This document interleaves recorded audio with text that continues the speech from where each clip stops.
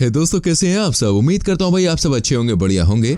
दोस्तों, अगर आपको क्रिश्चियनिटी या फिर यूं कहें कि ईसाई धर्म के बारे में जरा भी जानकारी है तो आपने पोप नाम का शब्द तो जरूर सुना होगा।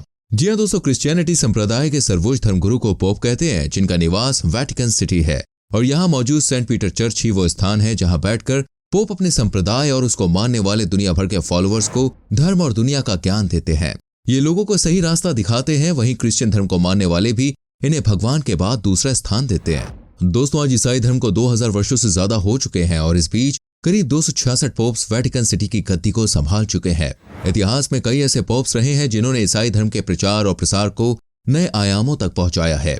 लेकिन दोस्तों, आज जिस पोप की हम बात करने जा रहे हैं उन्हें धर्मगुरु कहने पर खुद ईसाइयों को भी शर्म आती है। जी हम बात कर रहे हैं दोस्तों पोप जॉन 12 की, जिन्हें इतिहास स्कैंडलस पीपल के नाम से याद करता है। और वो इसलिए क्योंकि दोस्तों ये वो व्यक्ति था जिसने ईसाई धर्म की नाक कटाने में कोई भी कसर नहीं छोड़ी। धर्म के प्रचार को छोड़कर इसने दुनिया का हर वो काम किया जो कल, आज और कल हमेशा गलत था और वो हमेशा रहेगा भी। एक ऐसा पोप जिसने अय्याशी की सारी हदें पार कर दी। ये बात साल 955 की, जब रोम के लोगों ने अपना 130वां पोप चुना। पोप जॉन 12 को कैथोलिक चर्च की गद्दी पर बैठाया गया। हालांकि सच्चाई तो यह है कि उन दिनों पोप का चुनाव आम लोगों द्वारा नहीं किया गया, बल्कि रोम के कुछ चुनिंदा परिवारों द्वारा हुआ करता था ये काम, जो पिछली कई सदियों से रोम पर राज करते आ रहे थे। हर कोई कैथोलिक चर्च की इस पावरफुल गद्दी पर बैठना चाहता था जिसके आगे हर कोई झुकता। दोस्तों, इस गद्दी की पावर का अंदाजा आप इस तरह भी लगा सकते हैं कि खुद रोम के राजा भी पोप के चरणों में पड़े रहते थे। अब बात करते हैं पोप जॉन की, जो उस पावरफुल गद्दी पर बैठा जिसके वो लायक भी नहीं था। पोप जॉन, जिसका असली नाम ऑक्टेवियनस था, एक ऐसे परिवार में ये पैदा हुआ जो खुद एक राज घराना था। अब एक राजा का बेटा राजा ना बने, ऐसा कैसे हो सकता था। इसलिए दोस्तों, जब राजा एल्बेरिक आई की साल 954 में मृत्यु हुई तो उनकी जगह उनके बेटे ऑक्टेवियनस को चर्च की गद्दी पर बैठा दिया गया। इस समय ऑक्टेवियनस मात्र 18 साल के थे, जिन्हें पादरी बनने में कोई भी दिलचस्पी नहीं थी। एक ऐसा पद जिसके लिए सब कुछ छोड़ना पड़ता है। जॉन कई दिनों तक दोस्तों चर्च ही नहीं आते। जॉन को इस बात से कोई भी फर्क नहीं पड़ता कि पोप के ऑर्डर के बिना रोम में पत्ता भी नहीं हिल सकता था। ऐसे में जॉन अपने दोस्तों के साथ शिकार पर निकल जाते, शराब पीते और कई दिन बीत जाने के बाद वापस लौटते। लेकिन ये तो बस अभी शुरुआत थी। समय के साथ ये सनक और भी बढ़ती चली गई। ये काम पोप 12 जंगल जाकर किया करते। धीरे धीरे अब वही काम चर्च में भी होने लगा और करीब 5 सालों तक वेटिकन अपने सबसे बुरे दौर से गुजरने लगा। इस अय्याशी ने दोस्तों जॉन को इतना पागल बना दिया कि एक दिन अचानक जॉन को ये ख्याल आया कि अब वो जंग करेगा हर उस राजा से जिसका साम्राज्य कभी वेटिकन का हिस्सा हुआ करता था। ये सुनकर जॉन के सभी सलाहकार हिल गए और हैरान रह गए ये सोचकर कि एक पोप जिसका काम धर्म को आगे बढ़ाना होता है, वो युद्ध की बात कर रहा है। लेकिन जॉन के आगे भला किसकी चलने वाली थी। इसका नतीजा ये हुआ कि बिना किसी पूर्ण तैयारी के ही बेनोवेनेटो और कैपुआ नाम के 2 प्रांतों पर अचानक हमला बोल दिया। ये दोनों ही प्रांत कभी वेटिकन का हिस्सा हुआ करते थे। जॉन को लगा कि वो इसे हासिल कर लेंगे, लेकिन उन्हें इस बात का अंदेशा नहीं था कि ये दोनों ही प्रांत बेहद ही शक्तिशाली और जॉन के पापा एल्बेरिक आई के कट्टर दुश्मन है।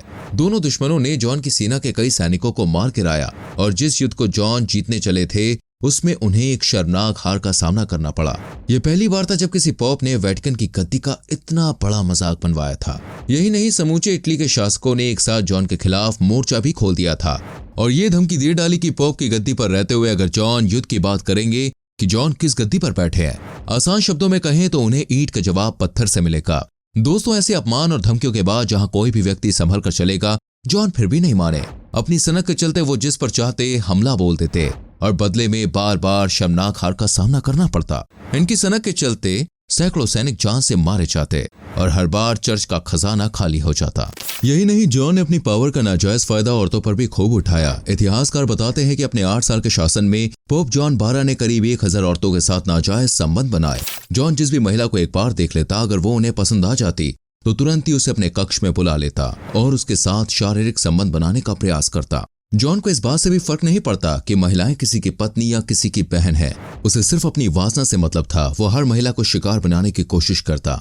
जॉन इन सभी औरतों से कहता कि उसे ऐसा करने के लिए भगवान ने चुना है और अगर वो ऐसा नहीं करती तो ये भगवान की अवमानना होगी, जिसका दंड उसे इस दुनिया में तो मिलेगा ही, इसके बदले उसे स्वर्ग में भी जगह नहीं मिलेगी। बस फिर क्या था, भगवान के डर से हर महिला ऐसा करने के लिए मान जाती है और जिस महिला की अंतरात्मा उसे रोकने का प्रयास करती है वो ना चाहते हुए भी जॉन के साथ शारीरिक संबंध बना लेती है।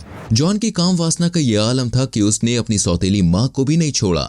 और तो और एक संतान भी पैदा कर ली। जानकार बताते हैं कि समय के साथ जॉन के अय्याशियों ने सारी हदें पार कर दी। अभी तक जो काम जॉन चोरी चुपके कर रहा था, अपने शासन के आखिरी समय में वो ये सब खुलेआम करने लगा। और तो और कई बार ऐसा भी होता था, जब एक महिला से उसका मन नहीं भरता तो वो एक साथ कई महिलाओं से संबंध बनाता। कहा जाता है कि जॉन 12 इकलौता ऐसा पोप था जिसने अपनी अय्याशी के चलते राज्य का पूरा खजाना खाली कर दिया था, जिसके चलते समूचा वेटिकन उससे नफरत करने लगा। लेकिन हर कोई उसकी ताकत के आगे चुप रहता। केवल सनक और अय्याशी ही नहीं, जॉन 12 एक धोखेबाज पोप के नाम से भी याद किया जाता है। इतिहासकार बताते हैं कि जॉन जो 8 साल वेटिकन सिटी की गद्दी पर बैठा, उसके पीछे जो सबसे बड़ी वजह थी वो ऑटो I था, जर्मनी का वो शासक जिसने जॉन के मिलिट्री को दोबारा मजबूत बनाया। ऑटो जॉन का सबसे भरोसेमंद दोस्त था। वो हर परिस्थिति में जॉन का साथ देता। वो ऑटो I ही था जिसके चलते समूचा वेटिकन नफरत करते हुए भी जॉन के खिलाफ बगावत नहीं कर पाता। लेकिन जब ऑटो I को यह एहसास हुआ कि जॉन 12 बर्बादी की कगार पे आ चुका है, जहां से संभल जाना ही एकमात्र विकल्प है, तब ऑटो I ने जॉन को समझाने का प्रयास किया। लेकिन जॉन तो जॉन है, जिसकी रगों में अय्याशी इस तरह बस चुकी थी कि अब उसे कुछ और दिखना ही बंद हो गया था। उसने ऑटो I की सुनना तो दूर, वो उस पर ही उल्टा हमलावर होने लगा। ऑटो जब भी उसे सलाह देता तो उसे मानने के बजाय वो सिरे से नकार देता। हद तो तब हो गई जब ऑटो को यह पता चला कि जिसे वो अब तक दोस्त मानता था, उसी दोस्त जॉन 12 ने उसके दुश्मनों से हाथ मिला लिया था, सिर्फ इसलिए ताकि वो ऑटो से ज्यादा शक्तिशाली हो जाए। ये सुनकर ऑटो आग बबूला हो गया। उसे समझ आ गया कि अब जॉन का सुधरना नामुमकिन है। अय्याशी एक आदत है जो कभी भी छूट सकती है, लेकिन धोखा देना एक फितरत होती है जो कभी नहीं बदलती। ऑटो को समझ आ गया कि जॉन जैसा व्यक्ति अगर उसके रास्ते से नहीं हटा तो जॉन उसे धोखे से मार देगा, क्योंकि उसके दुश्मन अब जॉन के साथ थे। ऑटो को यह फैसला करने में भी झिझक नहीं थी, क्योंकि जॉन ने वेटिकन जैसे पवित्र स्थान को भी अय्याशी का अड्डा बना दिया था और समूचा रोम उससे पहले ही काफी दुखी था। इसी के चलते ऑटो ने जॉन पर हमला बोल दिया। लेकिन इससे पहले कि जॉन ऑटो की मुट्ठी में आता, जॉन को इसकी भनक लग गई और वो वहां से भाग निकला। दोस्तों, जॉन के अय्याशी का अंदाजा अब आप लगाइए कि एक व्यक्ति जिसकी जान पर आ बनी हो, वो अपनी जान बचाएगा और वहां से भाग निकलेगा। लेकिन जॉन ने अपनी जान बचाकर भागने के साथ साथ हीरे जवाहरात उठाए, शराब अपने कब्जे में की और कुछ महिलाओं को भी अपने साथ ले लिया, ताकि गद्दी जाए तो जाए पर अय्याशी में कोई भी कमी ना आ पाए। ऑटो ने अंतरिम रूप से वेटिकन की कमान संभाली और सभी आधिकारिक लोगों के साथ मिलकर सबसे पहले जॉन के ऊपर आरोप तय किए। उस पर मर्डर और रेप जैसे सैकड़ों आरोप साबित हुए। ऑटो ने ऐलान किया कि जॉन अपने जुर्म कबूल करे और अपनी सजा काटे, लेकिन जॉन ने सभी आरोपों को सिरे से खारिज कर दिया और वापस वेटिकन लौटने से भी मना कर दिया। यही नहीं, ऑटो ने वेटिकन को फिर एक बार पटरी पर लाने के लिए कहा। नए पोप का चुनाव भी करवाया। कहा जाता है कि ऐसा पहली बार हुआ था जब वेटिकन के लोगों की मर्जी से लियो 8 को नया पोप चुना गया, जो कि रिपब्लिक की पहली पसंद थे। इस पर जॉन और उसके कुछ सपोर्टर्स ने विरोध भी किया, लेकिन जनता ने उनकी एक भी ना सुनी।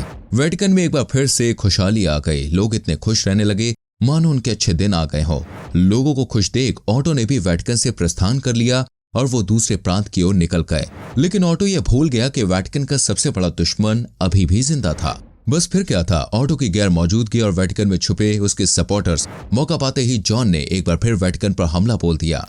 ये बात है साल 964 की, जब जॉन और उसके समर्थकों ने समूचे रोम में आग लगा दी। उसने हर उस व्यक्ति को जान से मार दिया जिसने उसका विरोध किया और सत्ता परिवर्तन कर एक बार फिर पोप की गद्दी पर बैठ गया। लेकिन वो कहते हैं ना कि किसी को इतना भी मत डराओ कि वो डरना ही छोड़ते। जॉन के साथ भी कुछ ऐसा ही हुआ। जॉन को लगा कि वो फिर से एक बार वेटिकन की गद्दी पर बैठकर जो चाहेगा वो कर लेगा। लोग उसे कुछ भी नहीं कहेंगे, बल्कि उससे डर कर भी रहेंगे। लेकिन ऐसा नहीं हुआ। गद्दी पर बैठते ही उसका विरोध शुरू हो गया और लोगों ने उसे गद्दी से उतारने की कसम भी खा ली। लेकिन इससे पहले कि वो गद्दी से उतरता, 14 मई 964 में अचानक ही जॉन की मौत हो गई। दोस्तों, जॉन की मौत की खबर सुनकर लोग इतने खुश हुए कि उन्होंने ये जानना भी जरूरी नहीं समझा कि आखिर जॉन मरा कैसे। इसलिए पोप जॉन 12 का समूचा लिखित इतिहास होने के बाद भी ये आज भी किसी को नहीं पता कि उसकी मौत कैसे हुई। कोई कहता है कि जॉन की मौत अय्याशी के चलते तब हुई जब वो किसी महिला के साथ सेक्स कर रहा था, तभी अचानक उसे दिल का दौरा पड़ा और वो मर गया। जबकि एक थ्योरी में ये भी कहा गया है कि वो खुद नहीं मरा, बल्कि उसी महिला के पति ने जॉन को मारा, जिसने उसे खिड़की से नीचे फेंक दिया था और गिरकर उसकी मौत हो गई। लेकिन मौत की असली वजह क्या थी, ये आज भी एक रहस्य है। तो दोस्तों, ये थे इतिहास के सबसे भ्रष्ट और अय्याश पोप की कहानी, जिससे अब तक ईसाई धर्म के लोग नफरत करते हैं और शायद आप भी करते हैं। उम्मीद करते हैं वीडियो आपको अच्छी लगी होगी। लाइक और शेयर जरूर करें। आने वाली वीडियोस को देखने के लिए चैनल को सब्सक्राइब करके बेल आइकॉन प्रेस करें, जिससे आने वाली वीडियोस आपसे मिस ना हो। मिलेंगे एक और वीडियो के संग। Bye bye.